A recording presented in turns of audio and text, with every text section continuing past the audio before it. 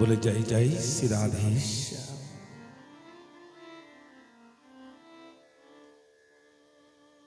অনন্ত কোটি ব্রহ্মাণ্ডের মালিক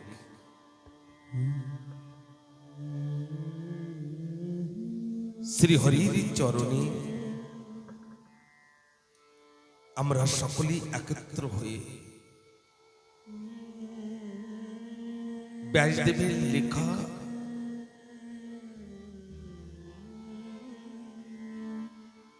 সুখদেব মহারাজের রাজা পরীক্ষিতকে সপ্তম দিনে শ্রীমদ্ ভাগবত কথা শুনিয়েছিলেন।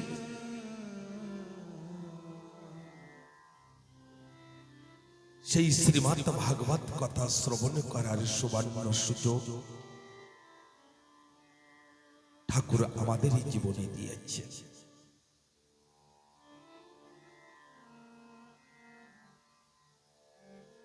হে ঠাকুর ভক্তগণ,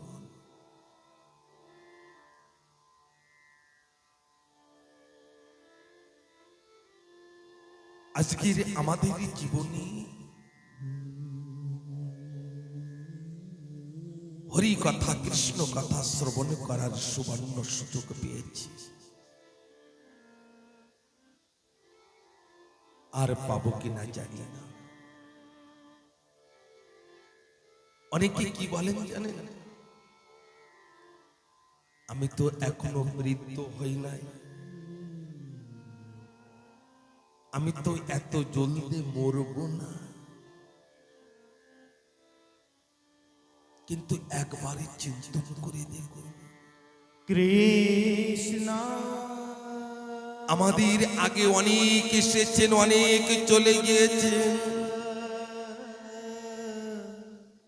আমাদেরও যেতে হবে, আমাদেরও যেতে হবে।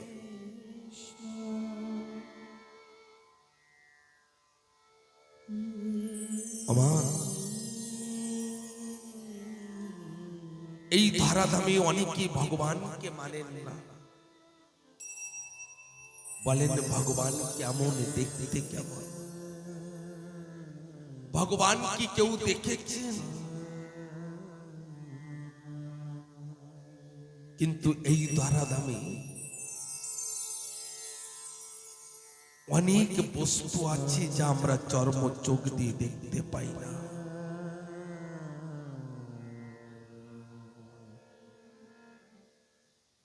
তেমনি আজকের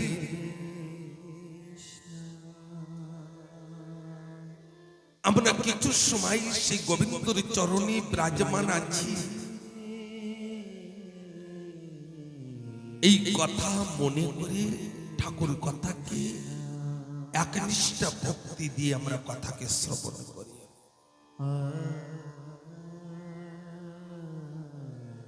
এক এক করে ৬টি দিন নন্দ রাজার বাড়িতে গোপীগণ বধাই দিয়েছেন, বধাই নিয়েছেন। নন্দ বাবা তিনি ৮০-৮৫ বছর বয়সের সময় দিয়ে বাবাও হয়েছিলেন। নন্দ বাবার কোনো সন্তানই ছিলেন না, এই জন্য সমস্ত গোপীগণ গোয়ালগণ ওনারা দুঃখী ছিলেন।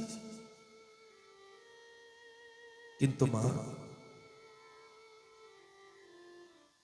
দেখবেন যাদের খাবার অভাব নাই, অনেক টাকা পয়সা আছে না, তাদের খাবারের জন্য পিছনে মানুষ নাই। আর যাদের জীবনে দরিদ্রতা, গরিব,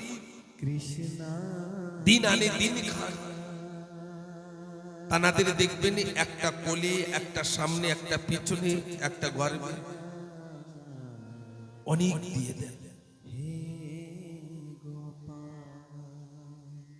কিন্তু আজকের নন্দর বাড়িতে ঠাকুর এসেছেন, এই কথা জানতে পেরে গোপীগণ সকলেই বাধাই দিতে যাচ্ছেন, আশীর্বাদ দিতে যাচ্ছেন, আর নন্দ বাবার কাছে থেকে আশীর্বাদ নিতে যাচ্ছেন।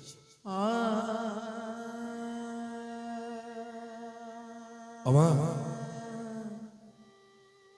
ওই জান্ডা গোপী ছিলেন না, তান্ডা কোনো ঘরের স্ত্রী ছিলেন না। জান্ডা গোয়াল ছিলেন, গাবি ছিলেন। ওনরা কে ছিলেন? লাখো লাখো বছর ধরে তপ করেছেন, সেই সব ঋষিগণ গোপী বেশে ধারণ করেছিলেন। লাখো লাখো বছর তপ করে ঋষিগণের তান্ডা গোয়াল বেশে, গাবি বেশে, পাখি বেশে ধারণ করেছে।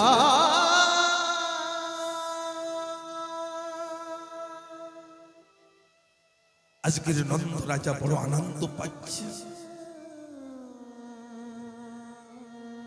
6 দিনের দিন নন্দ বাবা সকালে সকালে দই মাখন দুগ্ধ নিয়ে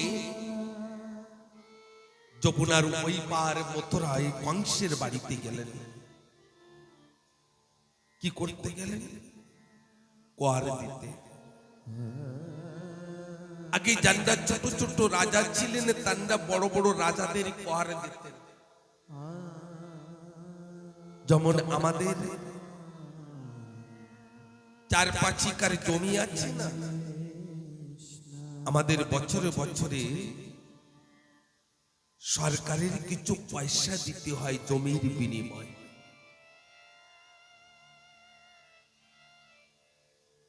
তমনি নন্দ বাবা তিনি মাখন দুগ্ধ আদি নিয়ে কংসকে কোয়ার দিতে গিয়েছে। আর নন্দ বাবা তিনি জানতে পারলেন যে আমার ছোট্ট বেলার বন্ধু বসুদেবকে ওই কারাগারের ভিতরে ঘুরে বেড়াচ্ছে, সবাই একের সঙ্গে একে দেখা করতে পারবেন। এক পাত মুজরিম থাকেন না, কামরার ভিতরে বন্ধ, তার সঙ্গে কেউ দেখা করতে পারবেন না। আর একরকম মুজরিম থাকেন ওই জেলের ভিতরে সব জায়গায় ঘুরে বেড়ান। কিন্তু দুষ্ট কংস তিনি কি করেছিলেন? যে সময় যোগ মায়া হাতের থেকে ছুটে আকাশবাণী করেছিলেন, সেই দিন থেকে ওই দৈবকী আর বসুদেবকে ছেড়ে দিয়েছিলেন, যাও তোমরা, তোমাদের কোনো ধরপাকড় নাই। কিসের জন্য?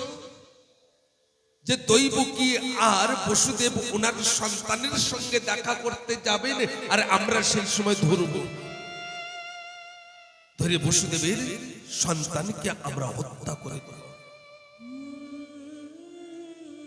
কিন্তু একটা কথা বলবো মা, এই জগতে না সবাইকে নিজের মতন চিন্তন করবেন না। আমি যেমন তেমন জগতে এই কথা কখনো চিন্তন করবেন না, তবে আপনি কষ্ট নিয়ে আসবেন। এই মানব কয় গুণী হয়? ব্যাসী তো শাস্ত্রে অনেক গুণ বলেছেন, আমি তো 3 গুণই জানি, রজ, তম আর সত। আর এই 3 গুণের থেকে অনেক গুণ হয়েছে। তো যদি রজগুণের মানব, আপনি কোন গুণের? এই কথা যদি আপনি জানতে চান, তা কারোর কাছে জিজ্ঞাসা করার প্রয়োজন নেই, আপনি জানতে পারবেন আপনি কোন গুণের। রজগুণের কাজ কি? নিজে কিছু করব না, রাজার ভাতি থাকবো, অন্যের দিয়ে করাবো, নিজে কিছু করব না। অর্ডার, তুই ওটা কর, ওটা কর, ওটা কর, আমি করবো না কিছু। একে বলে রজগুণ। আর তমগুণী কাকে বলে? ওই ভালো মন্দ খাবেন আর শোবেন, দুনিয়াদারিতে কোনো মতলব নাই। আর শতগুণী কাকে বলে? এই দুনিয়ায় আমাকে কে কি করে দেবেন সে ভরসা নেই, আমি নিজের কাজ নিজে, নিজের কর্ম নিজেই করব, কারোর প্রয়োজন নাই। কৃষ্ণ, আমি পরিষ্কার কথাই বলছি।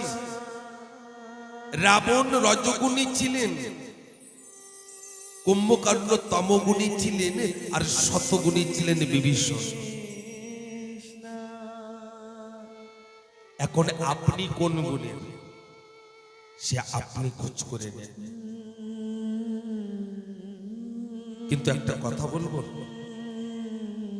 তমগুণ আর রজগুণীর সঙ্গে শতগুণীর মিল হয় না। বাবা এদিকে তাকান। আরেকটি কথা বলে নি, এই মানবের ভিতরে কিন্তু অনেক প্রকারের ভ্যারাইটি আছে, আছে না? যেমন গাভীর ভিতরে আছে, পাখির ভিতরে আছে, কুকুরের ভিতরে আছে, অনেক আছে ভ্যারাইটি। এমন কিন্তু অনেকটা ফলের ভিতরেও আছে। তা বাবা একটু ধ্যান দেবেন, একটু এই কথাগুলো বলি নাই, অনেকে জীবনে অনেকটা পরিষ্কার হবে না রাস্তা। আম দেখেছেন? আম, দশরী আম, ল্যাংড়া আম, বোম্বাই আম, লতা আম, তার ভিতরে কিন্তু একটা আম আছে বান্দুরি আম। বান্দুরি মানে কি? বাদুড়ি যদি খান না, তা লাভ দিয়ে ছুটিয়ে চলে যাবে। তাই এই মানবের ভিতরেও কিন্তু অনেক প্রকারের ভ্যারাইটি আছে। আপনাকে খোঁজ করে নিতে হবে যে ওই কংসের কি দাঁত বড় বড় ছিল নাকি না, আমাদের মতনই দেখতে ছিল, কিন্তু বিচার রাক্ষস ছিল, শতগুণিত ছিলেন। এই জন্য দুষ্ট কংস তিনি বারবার বলছেন, বসুদেব তুমি যাও,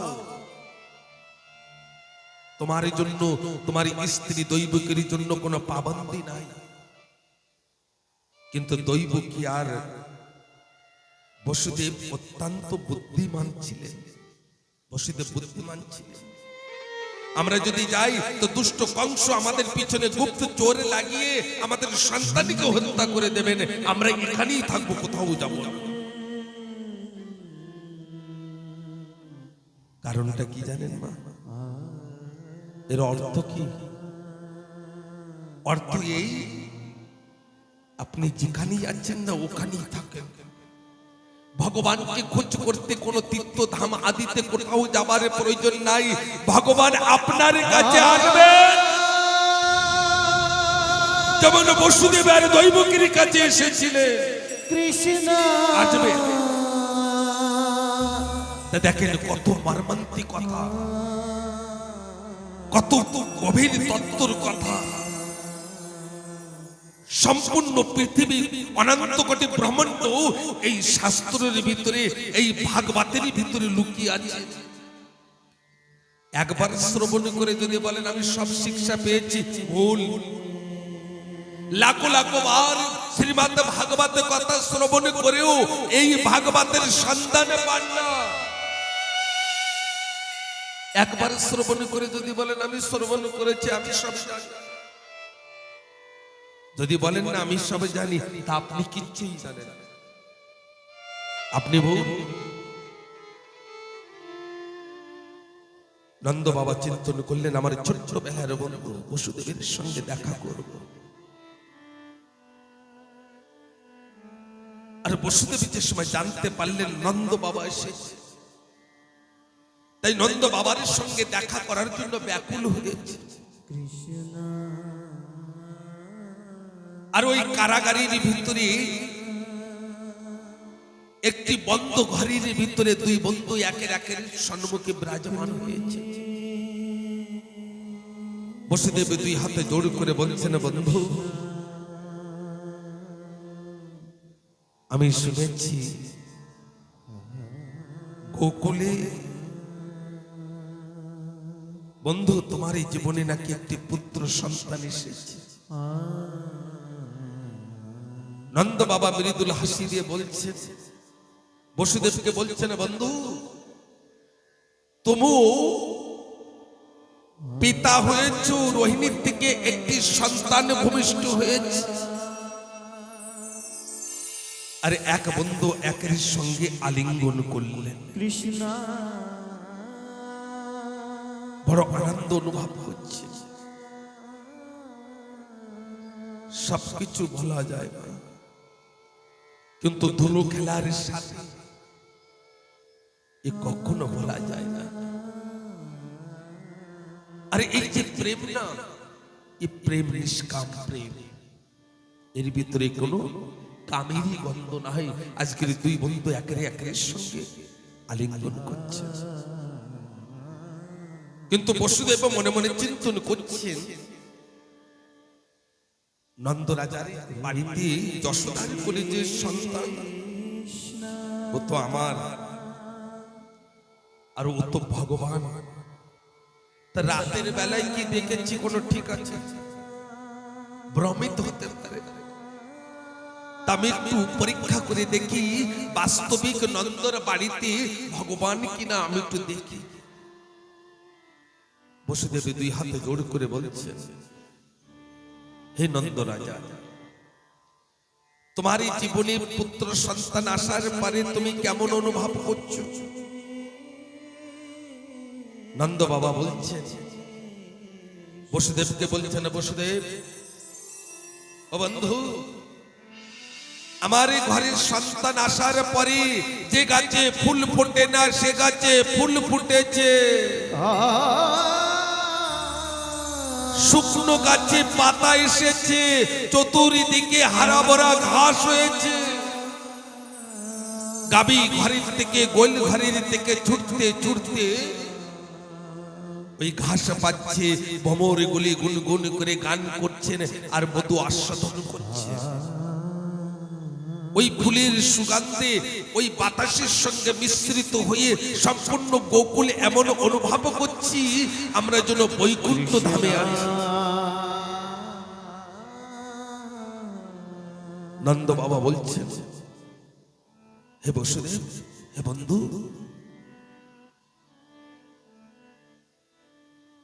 আমার রাজভবনের পাশে যতগুলো গাছ আছে সম্পূর্ণ গাছের গিটে গিটে পাখি এসে সুমধুর বলে করতাল করছে, আর এমন ভাবে করতাল করছে আমি অনুভব করছি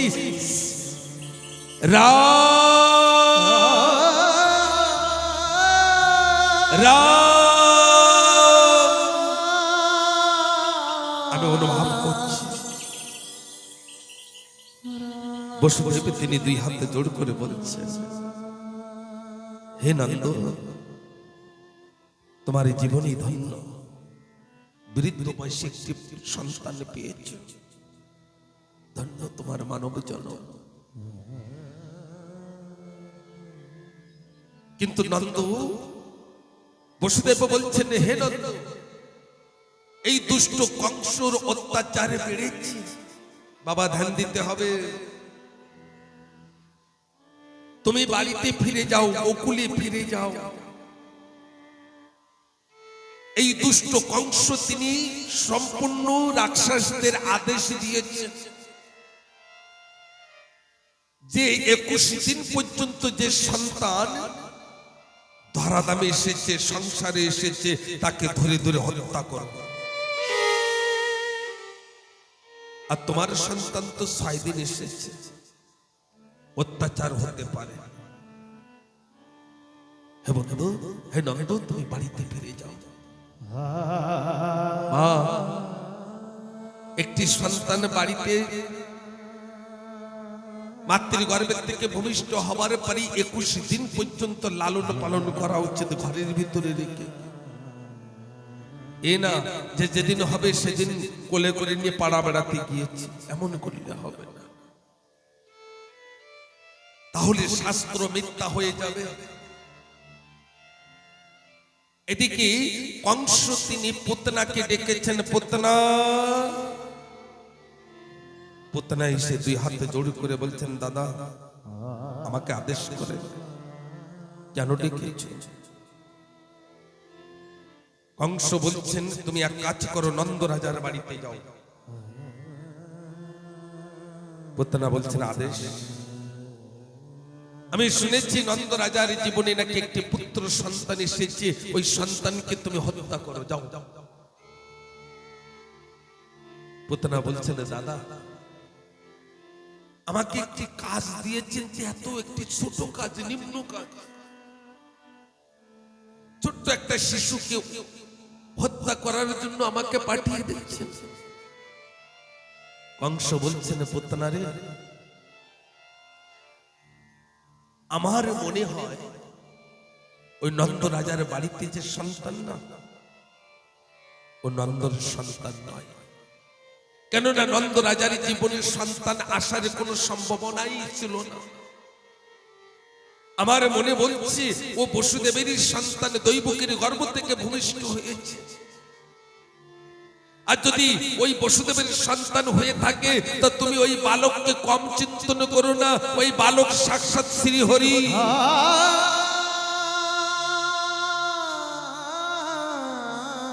পুতনা বলছেন, দাদা ঠিক আছে, আমার কাছে কালকূট নামের বিষ আছে, বিষ।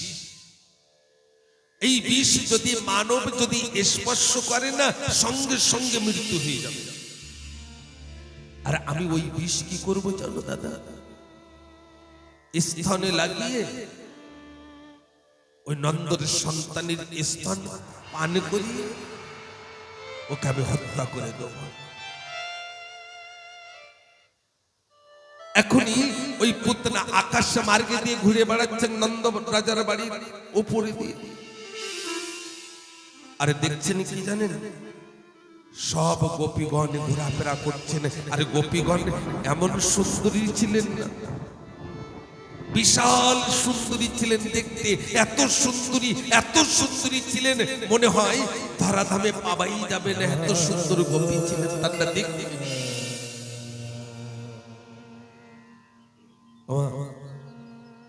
গোপীরা এত সুন্দরী কেন ছিলেন? গোকুলে তো কোন বিউটি পার্লার টার্লার ছিল না, কিন্তু ওখানে এত সুন্দরী কেন ছিলেন গোপী? আর আমার মনে হয় কোন ওই ব্রজ ধামের থেকে, গোকুল ধামের থেকে এখনই যদি সেই গোপী কোন এক গোপী সেখানে দাঁড়ান, তো সকলে তানাকে প্রণাম করবে, আর ওই মুখের দিকে তাকিয়ে না মোহিত হয়ে যাবে। হবে নাকি না? হাত উঁচু করে বলেন না। তাহলে ওনাদের এত সুন্দর মেকআপ কোথায় পেতেন, যে কোন সময় নাম তো না, ওই যমুনায় স্নান করে তাও মেকআপ থাকতো।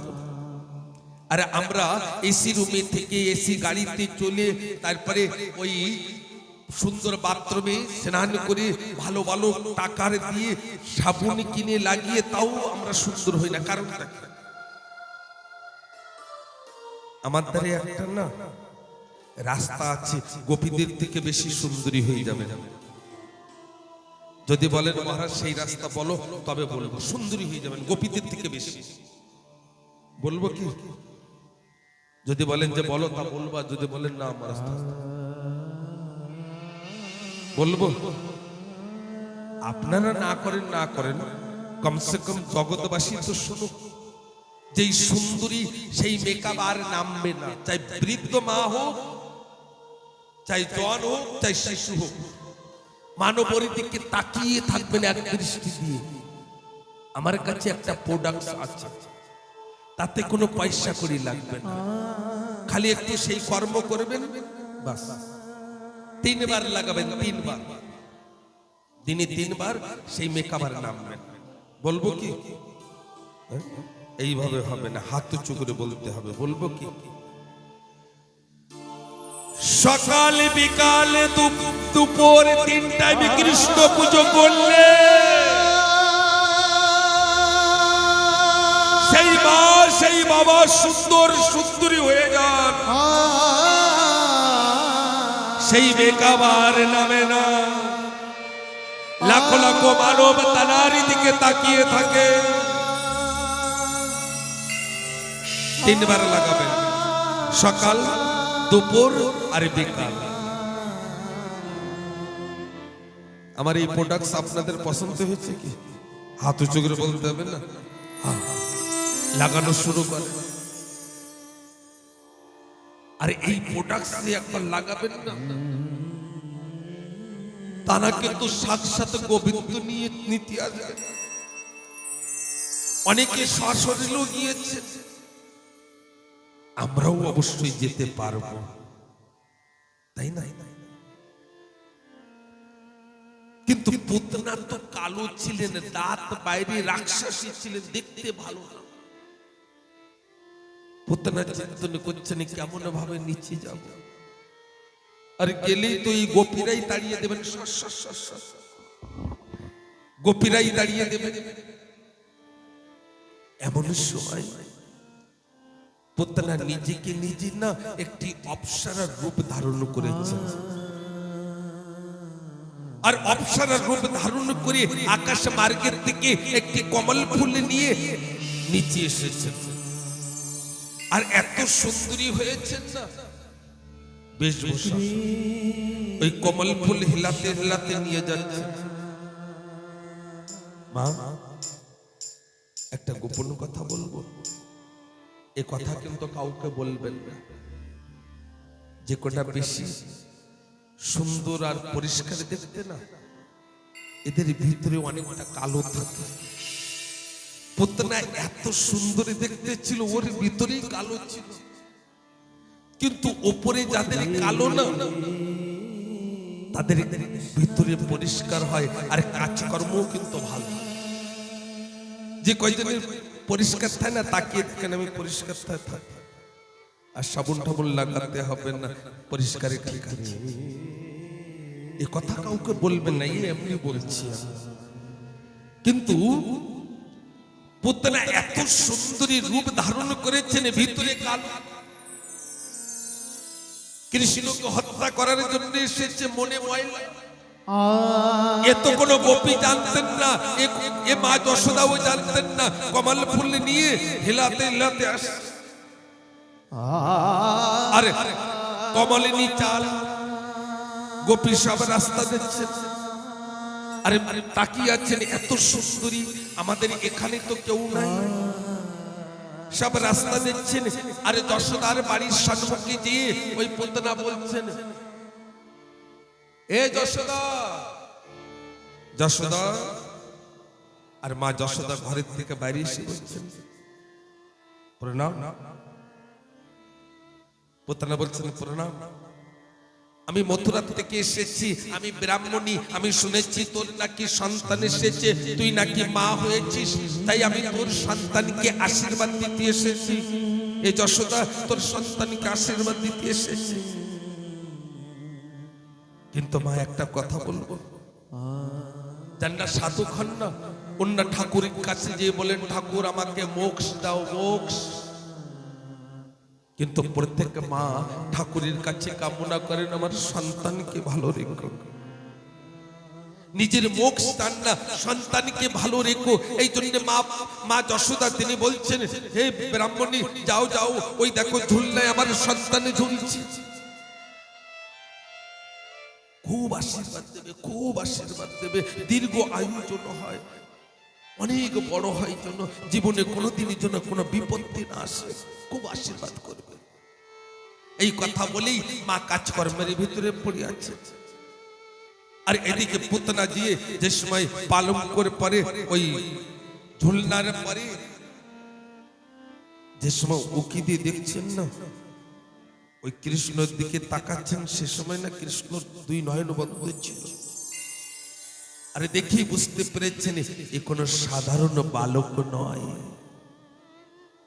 আমি আজকের এই বালককে আমি হত্যা করতে এসেছি, এই বালকের হাতে আমারও মৃত্যু হতে পারে। কিন্তু আমি যদি আজকের একে হত্যা না করে যাই, তাহলে দুষ্ট কংস আমাকে হত্যা করে দেবে। তাই এর থেকে যদি বালকের হাতে, শ্রী হরির হাতে, ভগবানের হাতে যদি আমার মৃত্যু হয়ে যায়, তা আমার মনুষ্য জন্মই ধন্য, আমার রাক্ষস জন্মই ধন্য, আমার রাক্ষস কুলের থেকে আমি উদ্ধার হয়ে যাব। যদি মৃত্যু হয়ে যায়, আর কি করলেন, ওই ঝুলনারে থেকে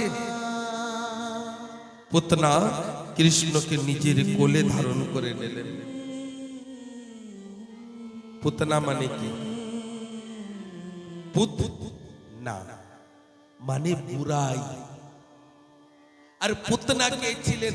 পুতনা বলি রাজার বোন ছিলেন।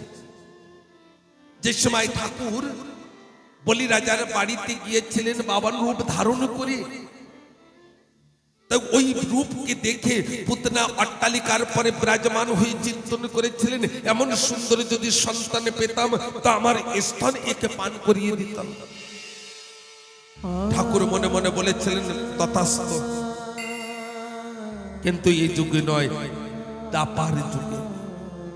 আর যে সময় বলি রাজার কাছে 3 পগ স্থান চেয়েছেন, আর স্থানে যাবার পরে স্বর্গ মর্ত পাতাল নিয়ে নিয়েছেন, সেই সময় পুতনা ক্রোধিত হয়ে বলেছিলেন, যদি এমন সন্তান আমি পেতাম না আমার জীবনে, তো স্তনে বিষ মিশিয়ে হত্যা করে দিতাম, পান করিয়ে।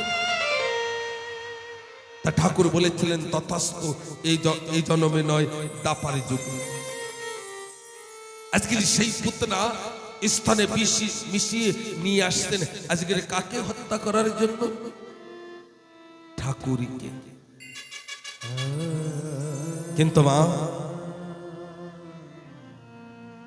পুতনা কি করেছেন? এদিক ওদিকে দেখছেন, আর মা যশোদাও মাঝে মাঝে তাকিয়ে দেখছেন, সন্তানকে ব্রাহ্মণী কোলে উঠিয়েছেন আর বলছেন খুব আশীর্বাদ করো, খুব আশীর্বাদ করো। আরে যে সময় ওই পুতনা কি করলেন, ওই নিজের স্তনকে ওই পান করিয়ে দিচ্ছেন কৃষ্ণকে, আর কৃষ্ণ অতি আনন্দ সহিত পান করছেন। আরে যে সময় কৃষ্ণ পান করছেন না, পুতনা অনুভব করছেন। মা কি অনুভব করছেন? কৃষ্ণ আমার স্তন পান করছে না, কৃষ্ণ আমার প্রাণ পান করে যাচ্ছে। আর অত্যন্ত জ্বালা যন্ত্রণা কষ্ট পাচ্ছে পুতনা। আর পুতনা বলছেন আমাকে ছাড়, আমাকে ছাড়, আমাকে ছাড়। আর ঠাকুরও মনে মনে বলছেন বেশি তো কাউকে ধরি না, কিন্তু যাকে একবার ধরি তাকে আমি ছাড়ি না, বেশি কাউকে ধরি না। আর যদি একবারই ধরি তাহলে আমি কাউকে ছাড়ি না। পুতনা অনেক জ্বালা যন্ত্রণা কষ্ট পাচ্ছেন। আর পুতনা ঘরের ভিতরে ছোটাছুটি করতে করতে ওই ঘরের বাইরে এসে নিজের বিশাল রূপ ধারণ করেছেন। আজ সময় বিশাল রূপ ধারণ করেছেন, এমন সময় ওই পুতনা কি করছেন, ওই কৃষ্ণকে নিয়ে আকাশ মার্গের দিকে চলে যাচ্ছেন। এমন সময় মা যশোদা তিনি চিৎকার করে বলছেন, ওরে গোপী রে, তোরা কোথায় আছিস গোপী? আমার সন্তানকে রাক্ষসী নিয়ে যাচ্ছে, তোরা কোথায় আছিস? ওরে বল, তোরা কোথায় আছিস? আজকে আমার স্বামী ঘরেতে নাই, নন্দ রাজা ঘরেতে নাই। ঘরে ফিরে এসে আমার কাছে যখন চিকিৎসা করবেন যশোদা রে, আমার সন্তান কোথায়? তখন আমি কি বলবো গোপী? দেখ আমার রাক্ষসী আমার সন্তানকে উঠিয়ে নিয়ে গেছে। এই বলতে বলতে মা যশোদা অচেতন হয়ে পড়েছে। গাভীগুলি আকাশের দিকে তাকিয়ে কান্না করছে, গোপীগণ সকলে কান্না করছেন, গোয়ালগণ সকলে কান্না করছে। আর সকলে হাই হাই করছেন, হায় রে নন্দ বাবা বাড়িতে নাই। আর নন্দ বাবা এত সুন্দর রাজা, এক এক করে 6টি দিন আমাদের যা চেয়েছি তাই দিয়েছে। যে সময় নন্দ বাবা এসে আমাদের কাছে চিকিৎসা করবেন আমার সন্তান কোথায়, ওরে আমাদের আশীর্বাদ তো বেফল হয়ে গেল, আমাদের আশীর্বাদ তো বেফল হয়ে যাচ্ছে। এমন সময় ঠাকুর আকাশ মার্গে চিন্তন করছে। পুতনার শরীর 12 মাইল লম্বা ছিল বাবা, 12 মাইল লম্বা। আকাশ মার্গে বসে চিন্তন করছেন পুতনার এই মৃত শরীর যদি এই গোকুলে পড়ে তাহলে গোকুলের ব্রজবাসী সকলে মারা যাবে, কেউ জীবিত থাকবে না। তাই ওই মৃত্যু শরীর নিয়ে আকাশ মার্গে দিয়ে নিচে নেমে ওই যমুনার তটে দিয়ে বালুর তটে দিয়ে পড়েছেন নিচে। এমন সময় এক গোয়ালে তিনি বাঁশুই লাগিয়ে সিঁড়ি লাগিয়ে ওই পুতনার বক্ষের পরের দিকে আমার ঠাকুরকে নামিয়ে নিয়ে আসছে। মা যশোদা অচেতন হয়ে পড়ে আছে। গোয়ালে নিয়ে মা যশোদাকে ডেকে বলছেন, যশোদা তোর সন্তান জীবিত আছে, একবারে তাকিয়ে দেখ। আর যে সময় কৃষ্ণকে ধরে মা যশোদার বক্ষের উপরে রেখেছে, ঠাকুরের স্পর্শে মা যশোদা চেতন হয়ে সন্তানকে নিজের বক্ষে জড়িয়ে ধরে কাঁদছেন আর বলছেন, হে রাম, আজকে রাক্ষসীর মৃত্যুর দিন ছিল, তাই রাক্ষসী মৃত্যু হয়েছে, এই জন্য আমার সন্তানকে আমি কোলে ফিরে পেয়েছি, আমার সন্তানকে কোলে ফিরে পেয়েছি। নিজের বক্ষে জড়িয়ে ধরে আজকের মা যশোদা গোপীদের আদেশ করছেন, হে গোপীগণ, তোরা যা গোধুলান গোমূত্র আন, আমার সন্তানের অঙ্গে লাগিয়ে বেদ মন্ত্র উচ্চারণ করে একে স্নান করিয়ে দে। এরপরের থেকে অনেক বড় বিপত্তি কেটে গিয়েছে। মা মাঝে মাঝে আমাদেরও না গোমূত্র আর গোধুলো দিয়ে স্নান করা উচিত। আমি এ বলবো না অনেক গোমূত্র নিয়ে আসে, কিঞ্চিত মাত্রা এক টোপ এক বুঁদ একটু গোধুল দিয়ে বালতির ভিতরে রেখে সেই জল দিয়ে স্নান করলে এই মানবের জীবনে যদি কোনো বিপত্তি থাকে, এই মানবের জীবনে শরীরের ভিতরে কোনো দূষিত বায়ু বাতাস যদি থাকে, তো সেগুলো দূরে চলে যায়।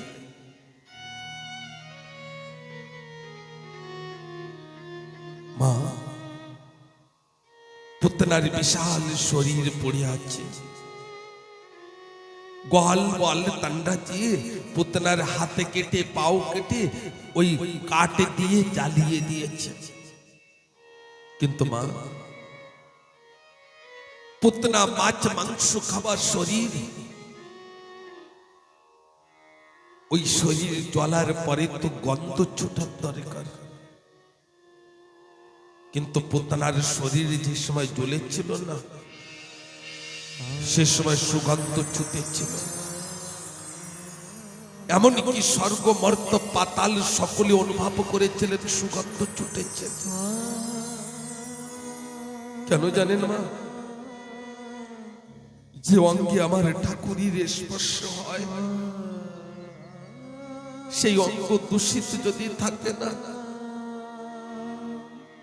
তা সুগন্ধে পরিপূর্ণ হয়ে যায়। একটি কথা বলছি মা, মাঝে মাঝে দেখবেন আপনার ঘরে না আপনার ঠাকুর আসে, তা মাঝে মাঝে আপনি অনুভব করবেন সুগন্ধ অনুভব হবে। এমন অনুভব হবে যে এই সুগন্ধ কখনো পাই নাই, প্রথমবার পাচ্ছি। তা সেদিন মনে করবেন যে আপনার ঠাকুর আপনার ঘরে এসেছে। কিন্তু মা একটি কথা বলবো, দুঃখের কথা, আমরা সুন্দর পালঙ্কর পরে থাকি, আমরা পাংখার নিচে থাকি, কিন্তু জানলা ঠাকুর ঘরে পাংখা লাগানো লাগিয়ে দেন। ঠাকুর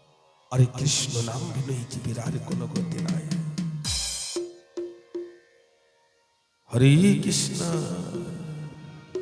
सारे मोहल्ले में हल्ला हो गया, सारे मोहल्ले में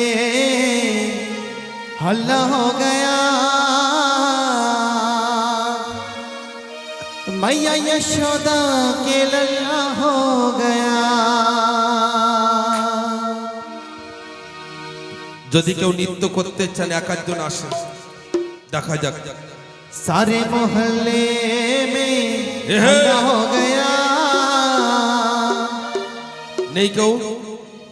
मैया यशोदा के, मैया यशोदा के, मैया यशोदा के लल्ला हो गया। सारे मोहल्ले में हल्ला हो गया, सारे मोहल्ले में हल्ला हो गया। मैया यशोदा के लल्ला हो गया, मैया यशोदा के लल्ला हो गया। राधे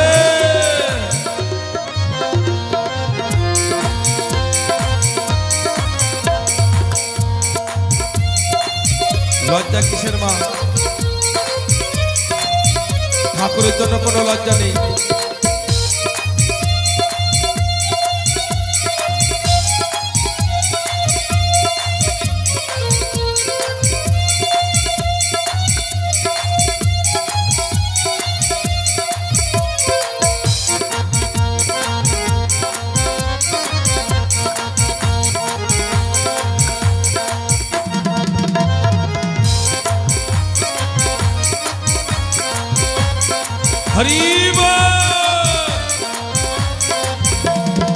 दिन है खुशी का मुबारक घड़ी है, दरवाजे पे रोशनी की लड़ी है। दिन है खुशी का मुबारक घड़ी है, दरवाजे पे रोशनी की लड़ी है, दरवाजे पे रोशनी की लड़ी। लल्ला की मैया ले रही बलैया, मन में मुस्काए फूले रसमाए। खुशियाँ जी सारा मोहल्ला हो गया, खुशियाँ जी सारा मोहल्ला हो गया। मैया यशोदा के, मैया यशोदा के, मैया यशोदा के लल्ला हो गया।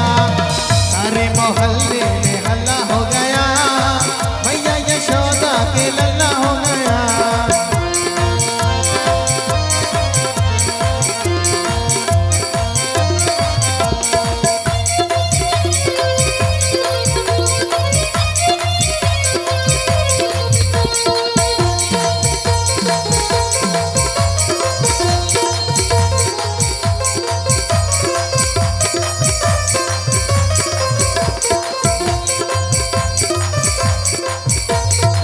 बजती है नंदजू के अंगना बधाई, बटने लगी सारे ब्रज में मिठाई। बजती है नंदजी के अंगना बधाई, बजने लगी सारे ब्रज में मिठाई। बजती है ताली कोई जाए न खाली, सब अलबेला डर लगा है मेला। ब्रज में है छाया ये रंग हो गया, ब्रज में छाया मौसम रंगीला हो गया। मैया यशोदा के, मैया यशोदा के, मैया यशोदा के लल्ला हो गया। सारे मोहल्ले में हल्ला हो गया, मैया यशोदा के लल्ला हो गया, मैया यशोदा के लल्ला हो गया।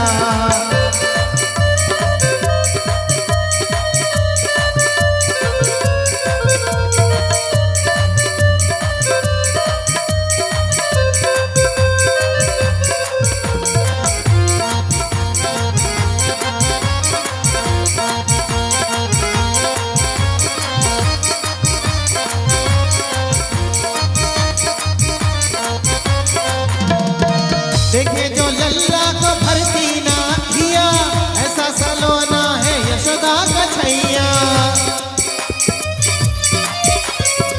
देखे जो लल्ला को भरती ना किया, ऐसा सलोना है यशोदा का छैया। ये देखो मुखड़ा है चांद का टुकड़ा, नए घुघरा ले नैना गजरा रे है। इतना दिया भारी मेरा पल्ला हो गया, इतना दिया भारी मेरा पल्ला हो गया। मैया यशोदा के, मैया यशोदा के, मैया यशोदा के लल्ला हो गया। सारे मोहल्ले में हल्ला हो गया, सारे मोहल्ले में हल्ला हो गया। मैया यशोदा के लल्ला हो गया, मैया यशोदा के लल्ला हो गया।